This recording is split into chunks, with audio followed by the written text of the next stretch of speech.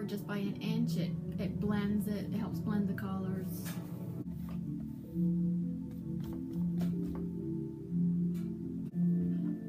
A 1-inch flat brush.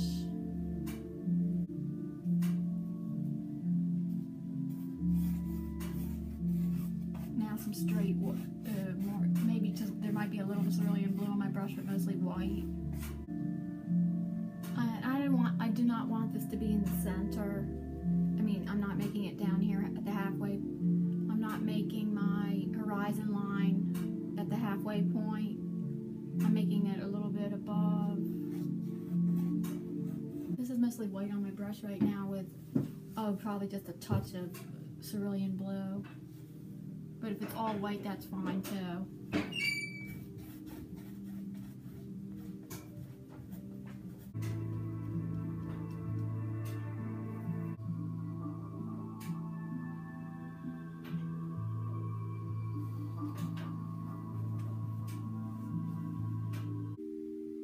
Okay, the same medium round brush, and I'm going to be painting a little bit, because things fade away as they go in the distance. So the mountains are lighter as they go away in the distance, and they're going to get just a shade. Some mountains in front of these ones are just a shade darker.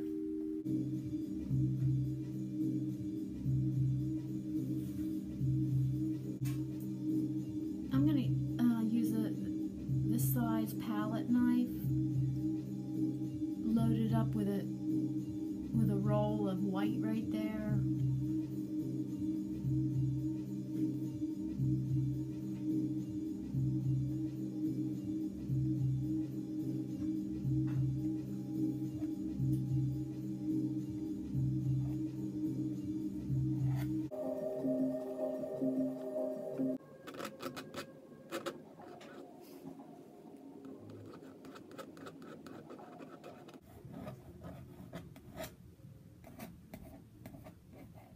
Here's the highlight in the water from the reflection in the water from the sun.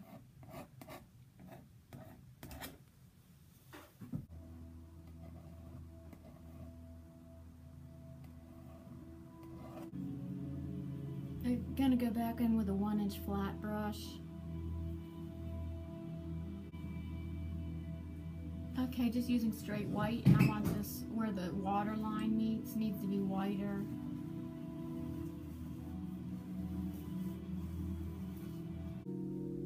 I'm going to use two different pointy rounds, and I mixed a mixture of phalo green, mostly with white, little phalo green, and a little black.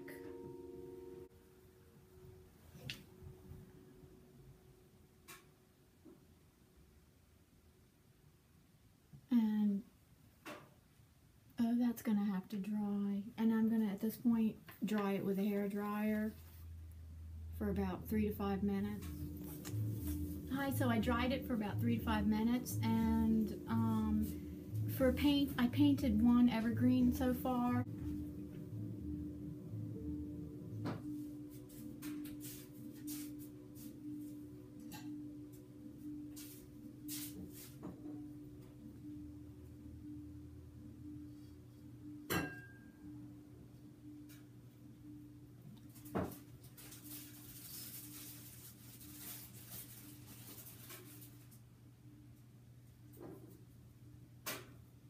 And I just wanted to show you I just want to show you how I do it, but I'm going to have to do this off camera, but I'll show you how I do one tree.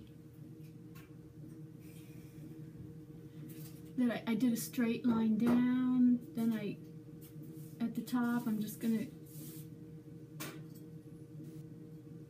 to, they curve out like this, and they get a little bit longer at the bottom. Okay, the rest I'm gonna have to do off camera because I need to get right in front of that. Hi, so yes, I had to be right in front of the canvas to paint those pine trees. You're gonna use the medium round brush. Again, I'm gonna be painting little mounds or little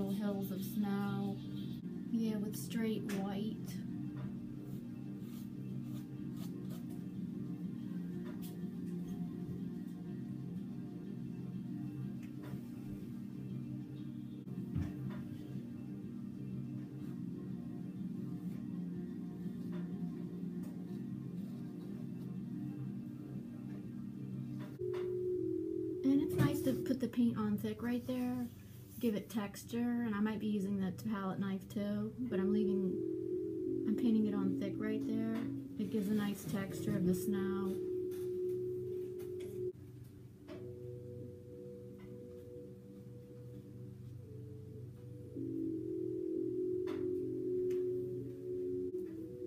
I did add a cerulean blue to this right now because I want to show like this part is in shadow, a little bit in shadow.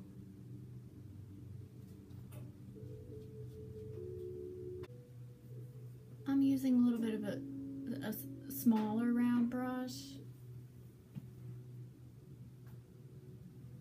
and go back in with straight white.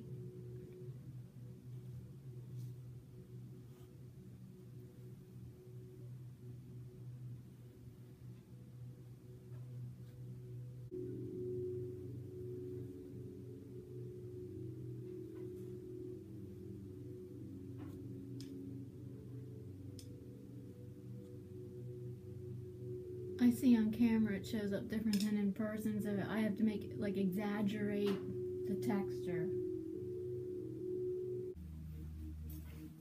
Okay, I dried that with a hairdryer 3 to 5 minutes because this part had thick paint and I need to paint the tree here right now. And with the tree I'm going to use a 1-inch flat, and even though paintbrushes do have numbers on them, like this is supposed to be a number 9. This one, not the one I'm using. I'm just showing a different one. The one I'm about to use is supposed to be a number 10 flat. They are not. The paintbrush companies are not standardized. So a number 10 flat in one company is different than a number 10 flat in a different company. So I'm using straight black. Trees are wider at the bottom and they go up center at the top.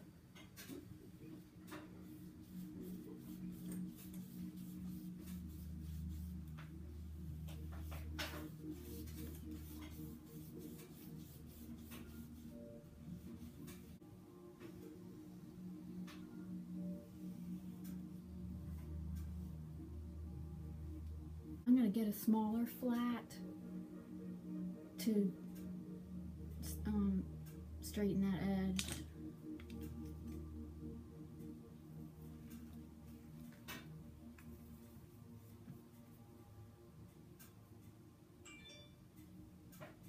Okay, I'm using a medium, well, this is a small medium. It's the largest pointy brush I could get. And it's pointy. I want to make sure it's pointy round for the tree branches.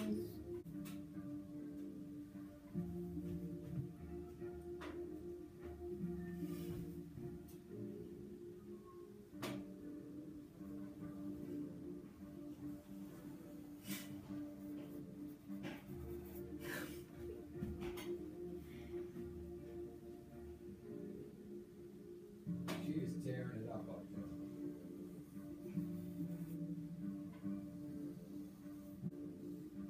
And tree branches are usually, wider here and get thinner as they go. And I'm trying to get enough water in my black mixture to let it, so it doesn't run out like that.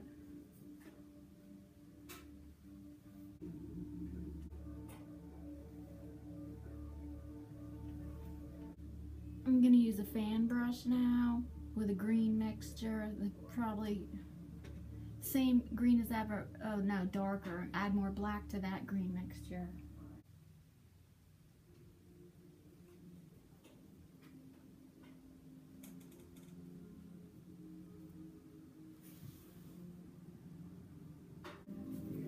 Okay, the last things to do now are the snow, which is the fun part, is one of the funnest parts. And then last I'll be adding the 2 birds sitting on the branch. So I have to do the snow off camera. And I use the 2.5-inch flat brush. I mix up a watery mixture in a bowl, but not too watery, and then and I have to lay the painting flat. but this is how you do it. So the painting would be flat right here, and you tap the brush. You tap the brush like this. Hi, so that was that took, I did the spatter painting, and then I did about a 5-minute hair dry on the painting, and now we're ready for the snow that's resting on the tree branches, and then we're gonna add the birds. And my cat might be jumping up here. I'm trying to keep her off this table. I guess I love this 2-inch flat brush because I'm using it again now.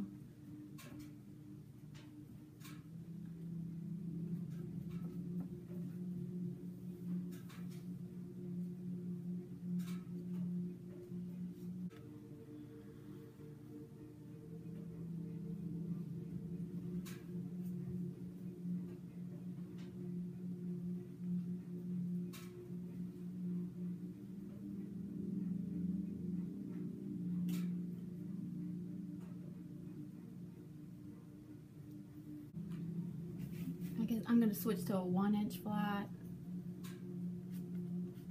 And I'm going to switch down smaller to a 1/2-inch flat. Back to the fan brush. Okay, for the birds, I'm going to use black, straight black, and pointy round, small pointy round. Again, I'm going to probably have to show you one on camera, and then because I have to get up close, I'm going to have to do a second one off camera. So I'm going to start with the bigger circle where their body would be, and do the head later, do the head second, because I don't want to make the little circle head way up too high. So let's see.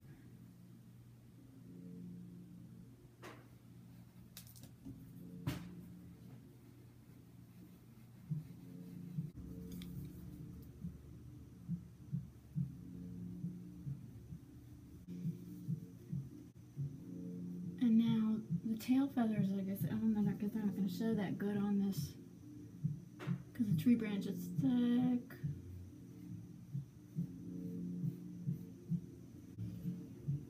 And then what white would go right in there to make it pointy on both ends. I would put white in there.